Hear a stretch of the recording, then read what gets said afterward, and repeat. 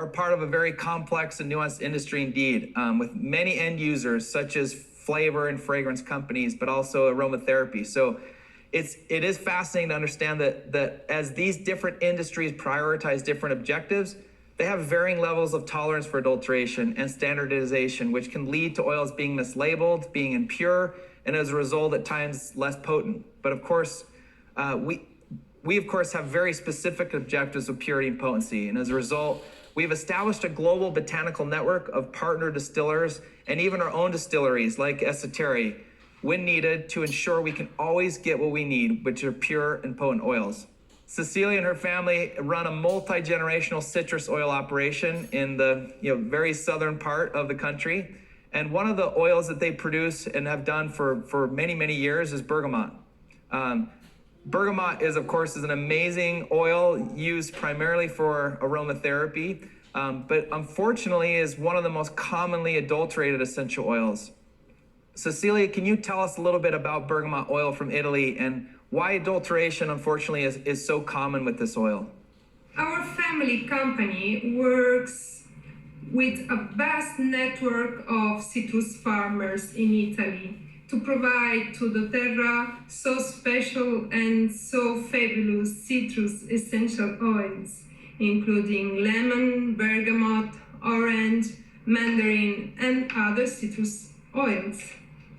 In the case of bergamot, one of the main chemical components sought from bergamot is called linalool.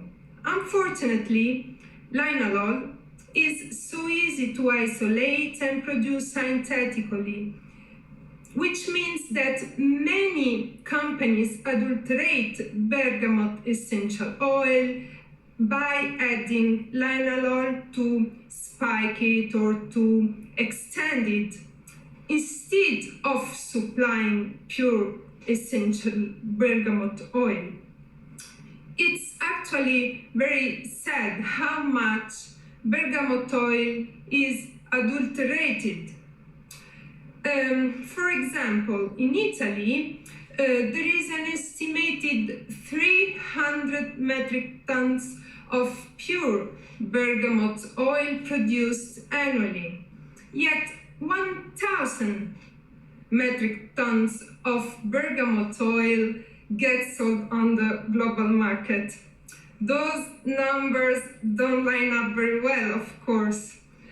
And this means that there is a lot of pure bergamot oil that is extended or adulterated and then sold to whoever is willing to buy it, whether they know that it is adulterated or not.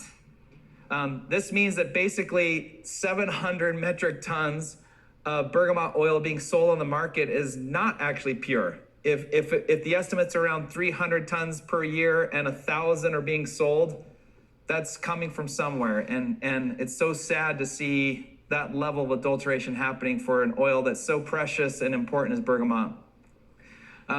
It's disturbing for transparency reasons, but also safety. Can you tell us a little bit about how this affects the bergamot market, this type of practice of adulteration? This is a big problem because it crowds out honest distillers like us. We don't cheat or cut corners. This means that we need to purchase a massive volume of bergamot fruit to produce pure essential oil. And this is difficult when the prices are set so high artificially. It's so important for us to understand how oil adulteration ultimately cheats not only the consumers, but it hurts the farmers who are so dependent on what they produce for their livelihood, and how we need to continue to educate the world about this. Now for our last questions, Taylor, you are based currently in Kenya and oversee our clove bud oil that is coming from Madagascar, where unfortunately as well essential oil adulteration practices are widespread. Can you talk to us a little bit about that in the Madagascan context, but also about clove in particular? Yeah, thanks, Tim. So clove is unique in the fact that the clove tree has three distinct plant parts that have different chemical profiles. So you have clove bud, clove stem, and clove leaf. And oftentimes these are distilled together or blended together afterwards, despite their chemistries being quite different. And then they're sold as a package deal as a pure clove bud essential oil. In a minute, I think we'll be learning a bit more about this in a new video that describes just how complicated the clove industry is, particularly in Madagascar. But what I think is important here is to focus on doTERRA's approach to direct sourcing of clove bud through our trusted partners and distillers. This approach, as Ben alluded to earlier and many of the panelists have spoken about, really helps us ensure that we are indeed receiving 100% pure clove bud oil versus something else. Because like I mentioned, what is normally traded and sold, or often traded and sold as pure bud oil, is almost always an adulterated version of clove stem or even clove leaf oil that's mixed and blended together. In fact, I think after all the work that we and our partners have been doing on the ground in Madagascar for the past several years, we're pretty convinced that we're likely the only company in the world that's actually able to say with confidence that our clove bud oil is actually truly clove bud oil and not something else. It's also encouraging to know that we can have confidence in the purity of doTERRA's clove bud oil and the good we are doing for the farmers by prioritizing pure oil and paying even a premium for it. Can you tell us a little bit more about that?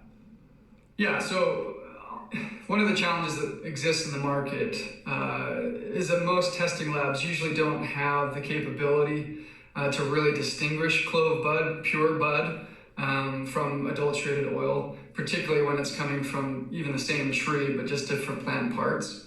But we're pioneering the way for customers to feel confident in the purity of the oils that they're receiving.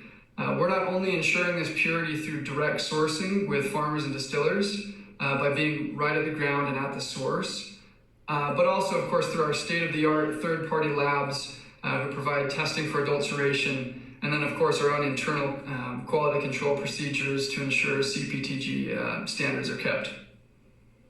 Thanks, Taylor. Again, all these practices help us to source the best and help the most. The results of this hard work coming together to ensure that we truly have the potency of pure clove bud oil, when very likely no other company can say and verify the same. And this has indeed been an amazing journey as we've tried to understand so much about clove bud. I want to say thank you so much to each of our panelists for being with us.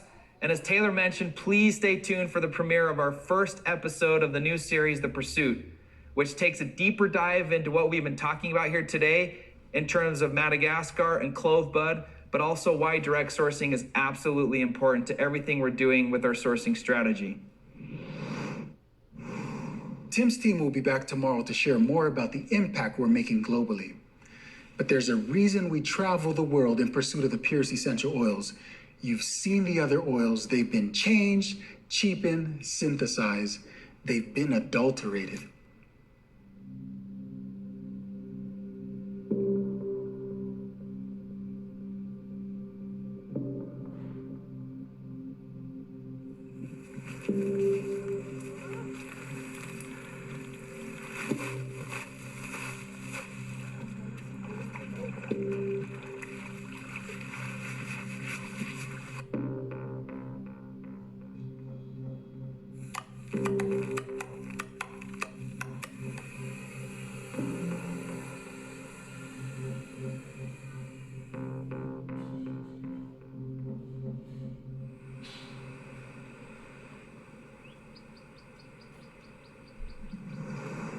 There are 18 tribes scattered across our island. We all call ourselves Malagasy, but our customs and way of life vary from place to place. Here in Mananzari, we are members of the Atambaoga tribe, the smallest tribe in Madagascar.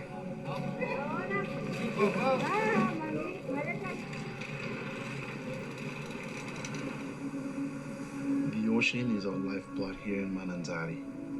We rely on the water for everything, from fishing and hunting to plant cultivation.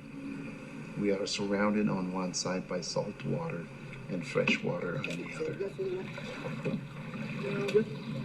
Some of our largest exports are coffee, vanilla, and a variety of essential oil crops like vetiver, cinnamon, and clove.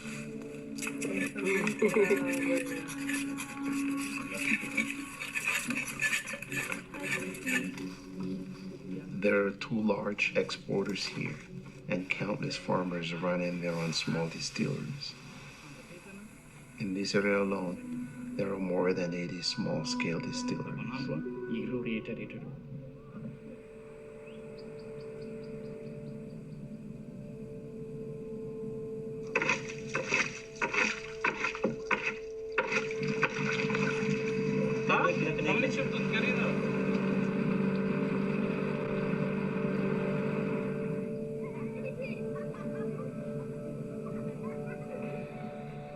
Myself, man.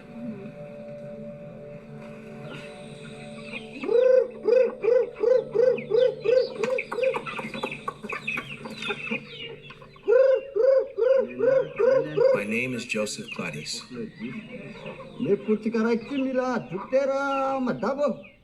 I've been a farmer here in Mananzari for 7 years now.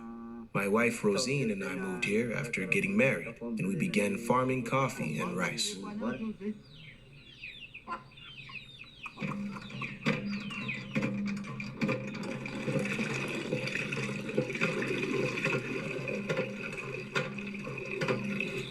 We have a simple life here on the outskirts of Mananzar. Each morning, Claudius feeds the chickens and prepares our tools while I fetch water and cook breakfast.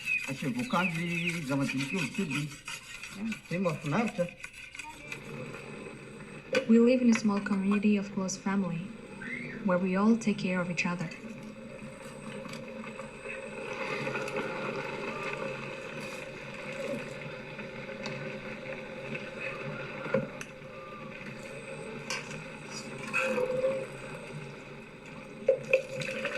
We have a young son named Claudio.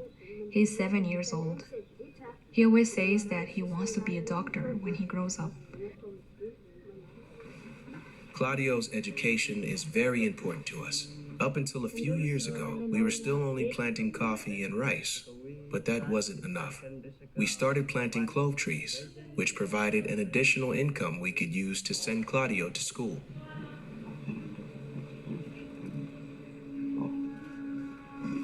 There are no doctors this far away from the city. If someone needs to visit the doctor, it can be difficult to find transportation. We hope that by sending Claudio to school, he will someday have the opportunity to open a clinic in our area.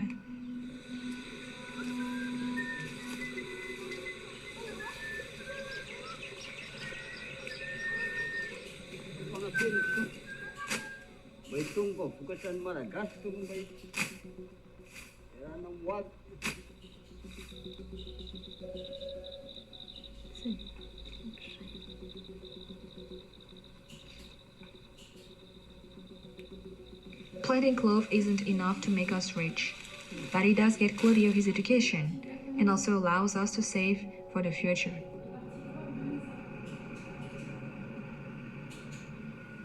Many farmers live far outside of the city, and it's hard for them to transport their product to the market where they can be sold.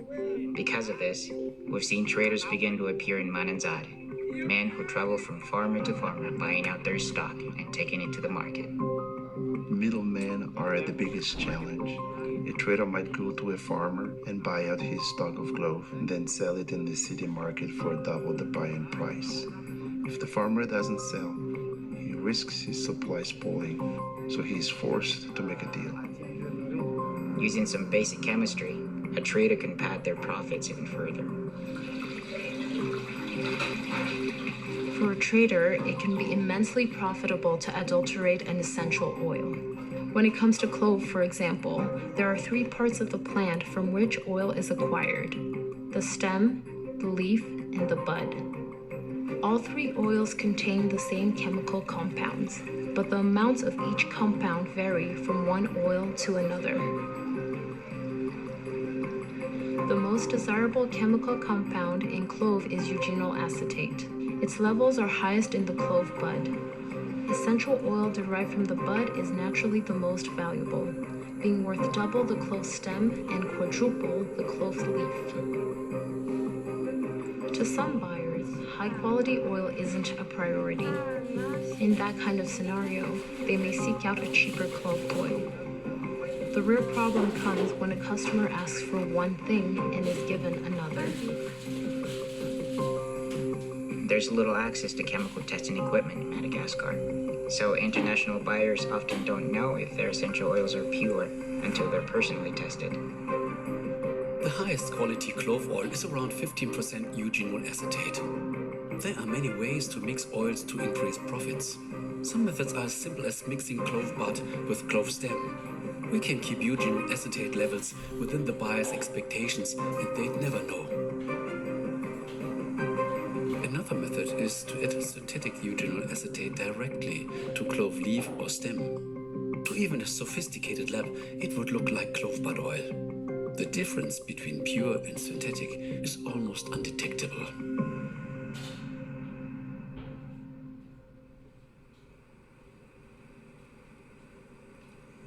Naturally, most sellers claim their oils are pure, and it would be difficult to prove them wrong. To give our buyers confidence in the oil we produce, we ship our essential oils to one of the only labs on the island, in Antananarivo, our nation's capital. The tests we run in this lab are not comprehensive, but it gives our buyers some base levels to go off of.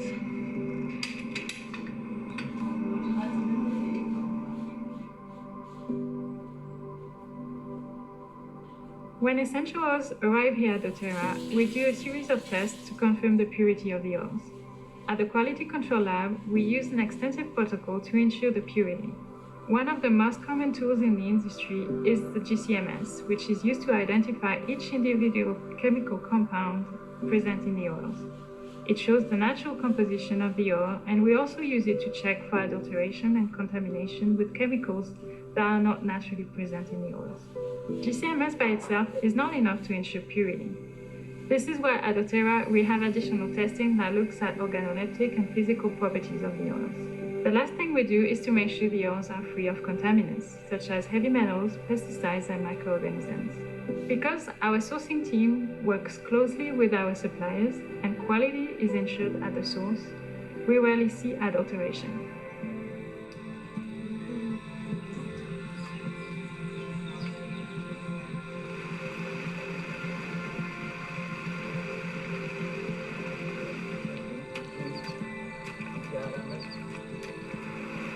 All around the world, farmers are dependent on oil producers for their livelihood. Gladys and Rosine represent hundreds of thousands of farmers who work hard to provide an education and future opportunities for their children. These farmers are at the heart of the essential oil industry.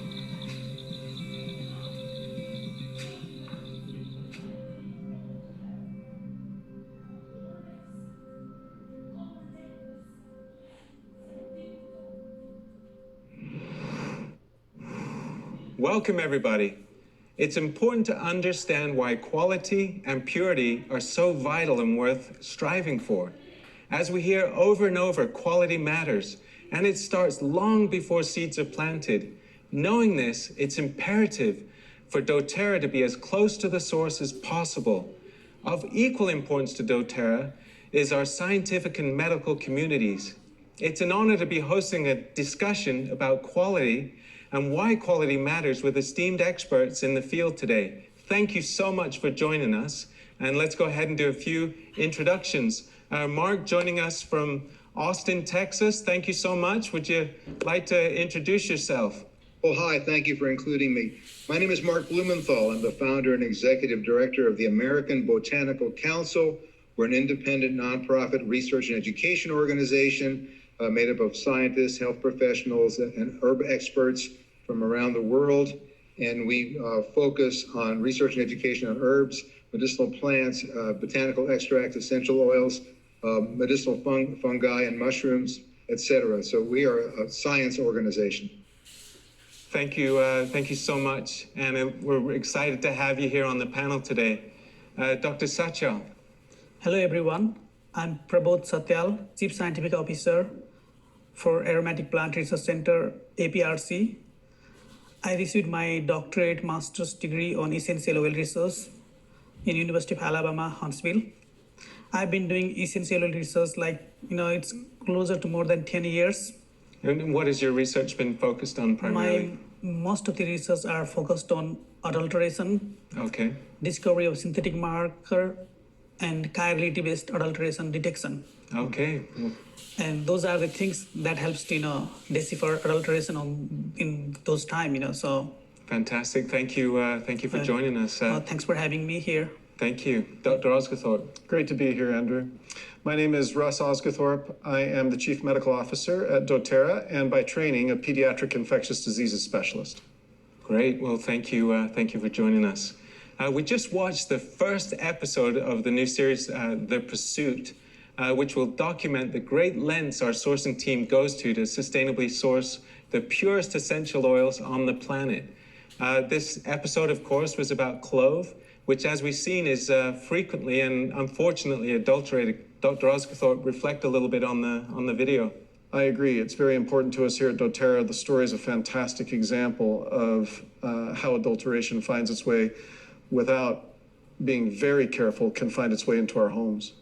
Yeah, like Dr. Osgathorpe said, clove bud is one of the most adulterated essential oil. And last year I did market survey of several retail supplier. I found more than 90% were adulterated.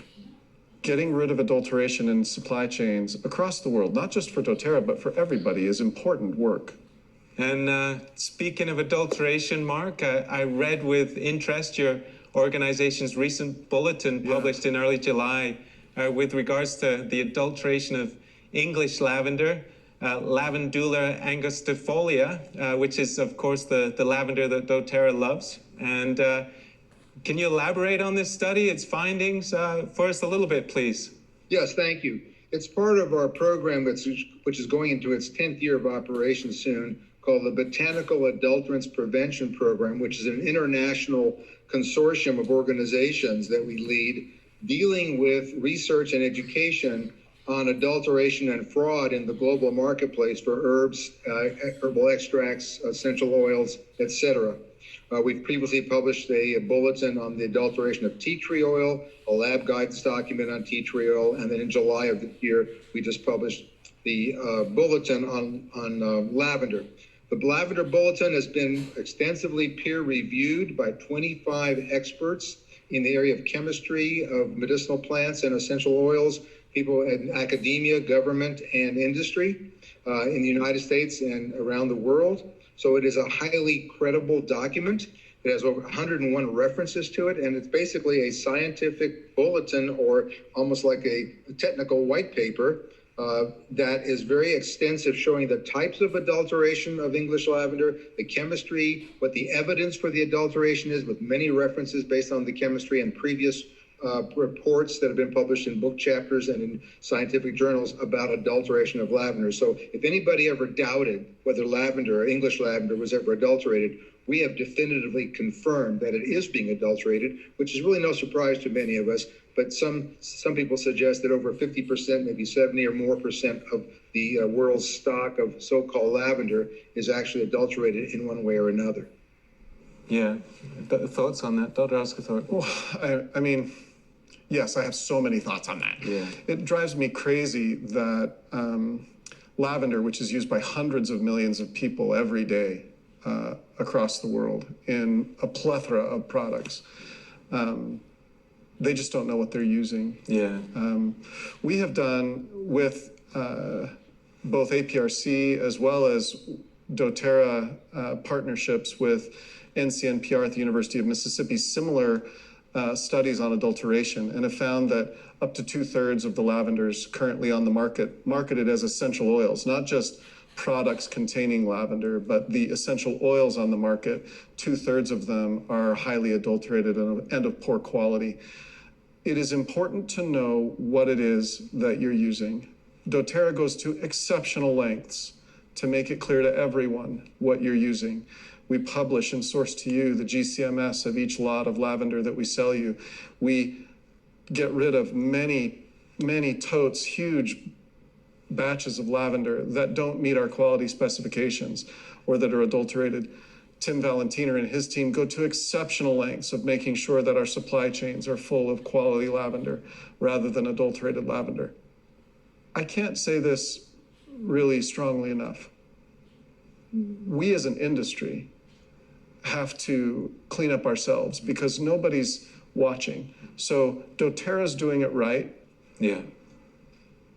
Very few people in the industry are. Yeah. And we should call it out when we see it. Absolutely. And so these publications that the American Botanical Council, that APRC, that NCNPR are doing are all playing a role in helping everyone around the world to understand how adulteration affects us. Yeah. And Mark, how is your the bulletins that you're putting out, how is it being received? People tell us in various companies that they have reset and revised specifications for various ingredients, botanical ingredients, based on our adulteration reports, and consequently have often changed their suppliers, presumably to a better supplier, because of the information they've learned from us about adulteration. So we believe we're having a positive impact, which in the long run, at the end of the day, is good for the consumer. Yeah, absolutely. Yep, report like that has to be produced a lot, Yeah. Not only lavender, I was asking him to, make more. Yeah. Yeah, there are a lot of problems on industry. I know last year you conducted a market study on lavender. Mark alluded somewhere between 50 and 70% on the market potentially being adulterated. What was sort of the findings for your market study that you conducted? We did on 50 companies. Yeah.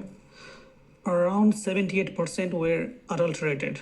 I know we are very proud of our partnerships. You alluded to the NCNPR partnership, which is the National Center for Natural Products Research at the University of Mississippi. How's that partnership going, Dr. Oscar? Oh, phenomenally well. We've had a great year with them. So we're working on similar research to what the American Botanical Council with Mark and what APRC has done with lavender. We're also helping to fund and support research into lavender adulteration. In that research, what they're doing at NCNPR is using doTERRA's oil as the gold standard for what a quality oil should look like. And this body of work, which will be peer-reviewed and published, will greatly enhance the field and everyone's ability to detect adulteration as well as root it out of the supply chain. A couple of years ago, there were some scientific reports made with regards to lavender that caused some concern with our customers and the general public. The issue in question was that lavender was causing breast development in young boys. Specifically, the study mentioned that boys were exposed to lavender fragrance containing products such as colognes, shampoos, and soaps. Mark, I know you've studied this issue and that your organization is preparing to release a paper soon on this issue. And would you like to kind of elaborate a little bit on that for us? Yes, thank you. And let me just say that the paper has not been completed. We're waiting for some more laboratory tests. It has not yet been submitted to a peer-reviewed journal. So we always want to be careful about discussing something before it's been peer-reviewed. So basically what we have is misreporting in the medical literature by well-meaning people who are clinicians or basically reporting what they saw, and they see that the kids were taking or bathing with lavender fragrance materials, which when they took the materials away, some of these symptoms stopped. So there was definitely an association that may be causal related to these materials, but they did not contain, in the best of our knowledge, any essential oil of lavender, but may have contained some synthetic lavender type fragrances, as well as any other types of materials that you find in cosmetics. So it's difficult to really pinpoint what the putatively offensive material might be, but it's not essential oil of lavender to the best of our knowledge. Yeah, I agree with you, Mark. I agree that if you're going to implicate a particular ingredient in a long list of ingredients in a product, you should prove that that ingredient is there before you write the article. Well, thanks, Mark, for all of the great work that you're doing at the American Botanical Council. Agreed. And we really appreciate kind of you pioneering these efforts for so many years. Prabodh, quality and purity, why does this matter for the customer? Because when you go and buy in market, when you are going to buy apple, don't buy the orange, Yeah. because most of the essential oil companies are selling their oils are 100% pure and natural, but they are not. Yeah. And you are being cheated by the retailer or seller. Yeah. So that's not fair. Like Dr. Osgothorpe thinks adulteration is criminal. Yeah. I do also think the same way. Yeah. Okay, fantastic. Well, conclude us here today, Dr. Osgothorpe. I think the reason that it matters, Andrew, is it's a safety issue. Yeah. If you don't know what you're putting on or into your bodies, you could potentially be doing harm. Knowing what is in the bottle is the foundation of safety. Thank you. And thank you all for joining us here today. This has been a fantastic and insightful discussion. And what separates doTERRA in this industry is our pursuit and commitment to purity. We hold ourselves, our supply lines, and our products to the highest standards. And every oil in every batch is 100% pure, guaranteed by our rigorous testing process. And of course, as we've seen today, the fantastic team in the field there being as close to the source as possible.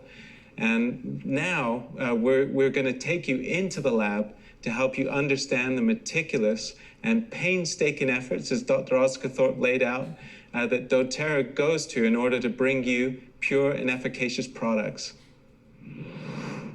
All right, guys, so we're here at the doTERRA lab, and this is where we test all of our oils to make sure that the chemistry is optimal and there are no contaminants. Now, we run this several different times along the manufacturing process, just to be sure. You can never be too sure. But that, my friends, is the Certified Pure Therapeutic Grade Difference, also known as CPTG. Now, speaking of C, I see Cecile here, and she's somebody who understands this a lot more than me. We're grateful to have you, Cecile. Ça va bien? Très bien, et toi? How are you? I'm very good. But talk to us, my friend. What do you have for us today? Today I would like to show you the labs. We have 3 different labs, and I'd like to start with a chemistry lab. It's where we test for the natural composition of the oils and also potential contamination. Would you like to go and see it? I'd love to. Let's go. Let's go. Dakota. Hey, How's it going? fantastic. All right, so Cecile told me that you would take care of us as far as understanding physical testing and what that means. Totally. Can you enlighten us? Definitely. So every oil that comes through the chemistry lab first has to undergo a series of physical tests. So we'll look at things like appearance, color, aroma, very basic physical properties to make sure that the essential oil is pure. After these tests, we will take them through a series of instruments that will give us a next level of understanding, again, to evaluate their purity so that we can catch anything before it goes on to the next step. And the next step is GCMS. Exactly. So all of this is happening way before GCMS. It is. I gotta check this out. All right, guys, so we just got done with physical testing. Now we're on to the next phase, which is GCMS. We have Beatrice here. She's our expertise. Really simply, what is GCMS? GCMS is a test that we do that tells us the content of the oil specifically. What it does is we will put the oil into the GCMS and it runs through this column that is really long and really, really thin. And it helps us separate the oil into individual compounds that will show us as it detects it here in a mass spec what it looks like. And all these peaks will tell us what it is as we compare them to a standard library that we have of known spectra. And then we'll have a report that will come out called the chromatograph. Okay, so we basically break down each oil into its individual components, and then we're able to compare that to a validated database where we understand the exact benchmark we're looking for. Exactly. Here's a question for you. What if we know or we see that an oil doesn't meet that benchmark? If that happens, then we'll have an investigation open, and then our quality assurance department will start to review the whole process. But we also have a lot of different tests that we do that would help us solidify, and we can go check that out actually. Let's go. So right here we have the ICP-MS. And the GCMS is nice, it gives us what we want to know in an oil, whereas the ICP-MS shows us what we don't want in an oil, like harmful substances like lead or mercury, things like that. So our sample will get dissolved in very concentrated acid. It dissolves it, and so it's easy for us to run through the plasma beam, and it will then separate and get detected on the detector. And then we will see the concentration of each of these elements. Okay.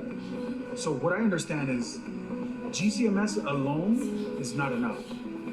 So by implementing this technology, we're able to ensure quality and safety even more.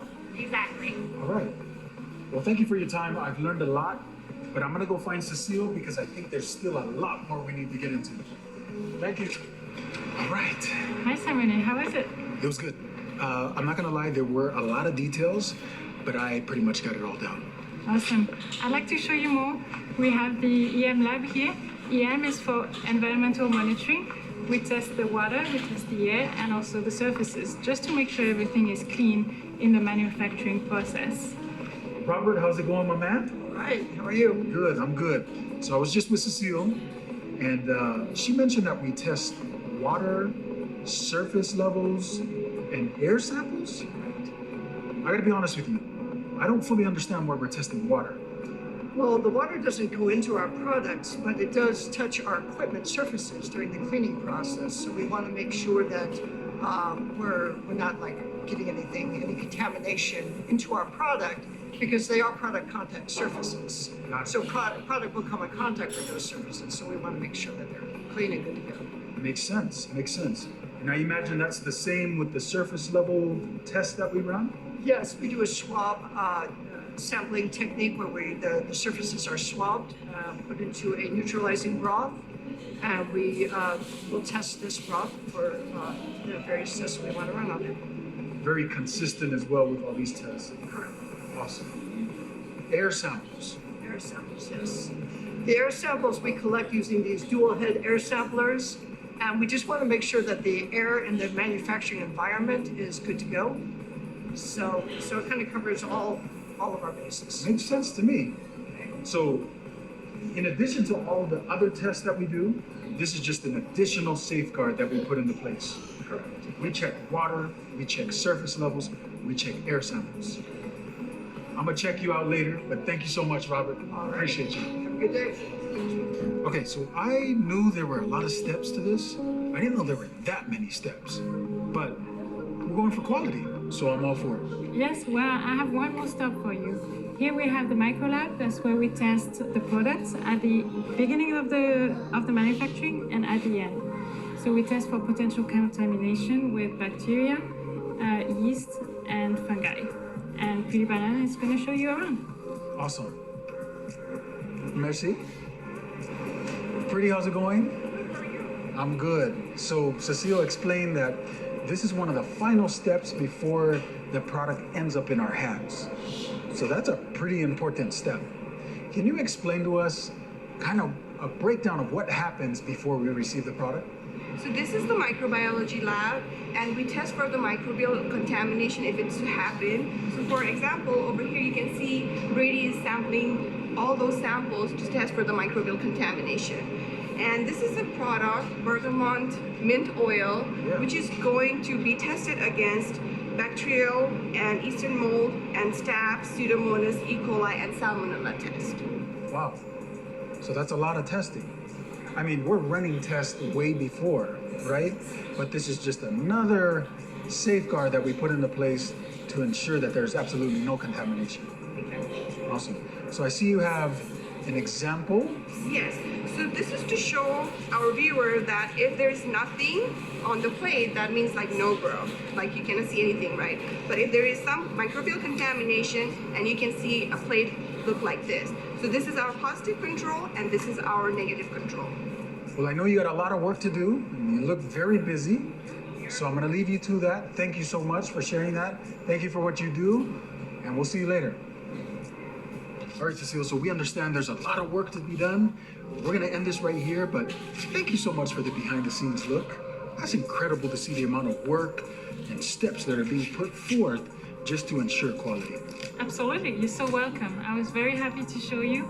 It's true, we have a great team of scientists here that make sure our oils are pure, are free of contamination. For sure, for sure. And so I know I speak on behalf of everybody watching from home. Thank you guys for everything that you guys do. Thank you, Simon. It was a pleasure. We'll see you. I trust doTERRA oils because before doTERRA, I was like many people using oils that were at the store. I didn't really realize that there was no standard in the essential oil industry. I kind of thought, well, if it says it's 100% pure essential oil, then that must be what it is. The fact that they have a third party test all of their oils and that you can go in and look that up is really reassuring to us to know that what we're putting in our body is exactly what we think it is. And knowing that they do that, like, I'm not worried about using essential oils through doTERRA. So I trust the source. CPTG, certified pure therapeutic grade, we are guaranteed pure and potent oils. When I started doing some digging and doing my research around doTERRA, I started to realize that their standards, their purity, their transparency around exactly what's in the bottle and who farmed it and all of those details that were really transparent about, and that was really reassuring to me. I wanted to know what these bottles could do for my son, for my family. And ultimately, it became something that not only I helped my family with, but I've helped other families with. I'm a believer. I have to believe in something. You don't sell me something. I have to believe in something. And so when I saw her belief in that and how she started to utilize it with her patients, well, then that's when I started to come around myself and start to learn more and more and start to integrate it personally within my practice. I feel safe. I feel empowered. I just know that what I'm giving my children is wonderful. Whether you're a weekend warrior or whether you're a professional athlete, these products and oils will actually do wonders for the body. I don't know where I would be without these essential oils and products. I went to where doTERRA sources peppermint and Roman chamomile. It was two brothers. One brother was distilling and one was out in the farms. And I specifically asked them why they only worked with doTERRA, and they said because they treat us like family. I trust that everyone has been treated well along the supply chain. I trust that everyone has been paid fairly. And that for me is extremely important, the way that we source our oils. And so my heart every day is grateful for doTERRA, what it's done for our family and my health, and what they're doing also around the world to change lives of the growers, bringing them to us. It's pretty phenomenal.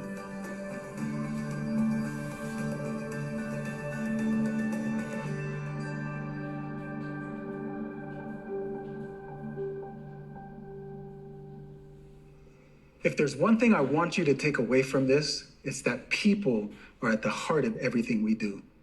It's been this way from the very beginning. We source our oils the way we do because it builds communities. We make sure every bottle is pure because you use oils and your loved ones use them. It may not be the easy way, but it's the right way. But we're just getting started. There's so much more to look forward to this afternoon and tomorrow. Dr. Hill's gonna walk you through the cycle of immunity, and we'll see the specific essential oils you use each day to build up your immunity. When you build up your immunity, you can then build up your community. You know what I'm saying? We'll also go to unveil the latest research on doTERRA On Guard that might be surprising to the world, but they're things we suspected for years. We'll see you this afternoon at 2 p.m. Mountain Daylight Time.